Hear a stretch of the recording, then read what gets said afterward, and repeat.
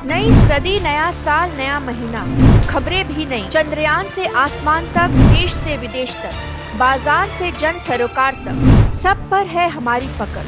देखिए देखिए खबर सदीनामा सदीनामा सदीनामा। भाजपा की सरकार आज केंद्र में है। भारतीय जनता पार्टी ने और वर्तमान प्रधानमंत्री जी ने कई बार कहा कि जाति जनगणना की जो मांग कर रहे हैं वो अर्बन नक्सली हैं। इस मांग को सिरे से इन्होंने ठुकराया। इस सरकार ने सदन के अंदर जब सवाल पूछा गया तो लिखित जवाब दिया कि हम लोग ऐसा नहीं करना चाहते, ना करना चाहेंगे।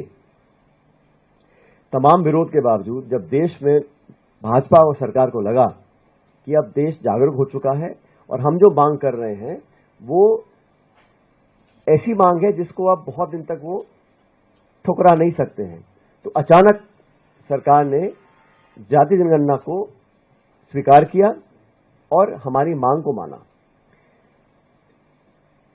लेकिन जो नोटिफिकेशन इश्यू किया है,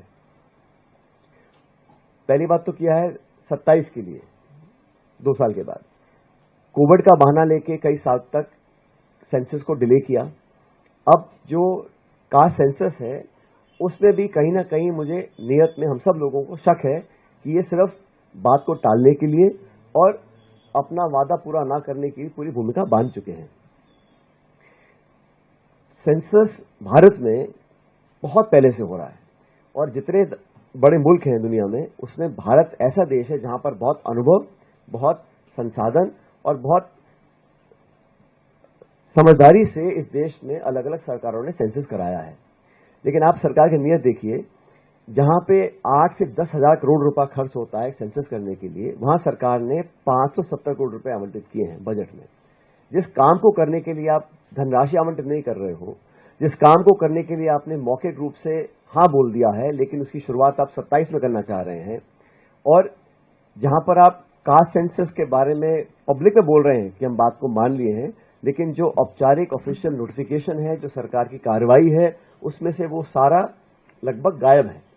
तो हमारी मांग ये है कि सरकार ने बेवजह इतने दिन तक इसको टरकाया, और जब कांग्रेस और राहुल जी और पूरी पार्टी ने कहा कि हमको बहुत जरूरी है और देश में एक जागरूकता आ गई थी कि लोग चाहते थे कि पता पड़े कि कौन कैसे रह रहा है। और मैं दोबारा बोलना चाहता हूं, जाति जनगणना का मतलब यह नहीं है कि हम सिर्फ व्यक्ति की कास्ट जानना चाहते हैं। इसका तात्पर्य यह है कि वो लोग, वो समुदाय देश में किन हालात में आज रह रहे हैं। जब तक हमें वो आंकड़े पता नहीं पड़ेंगे कि कौन कितना पढ़ा लिखा है, सरकारी नौकरी कितनी मिली है, कितना कमाई कर रहे हैं, कितना लाभ उनको मिल रहा है, क्या स्कीम सरकार के वहां पहुंच रही है कि नहीं पहुंच रही है, इस विषय में जो सबसे बेहतरीन काम हुआ है वो तेलंगाना सरकार ने किया है।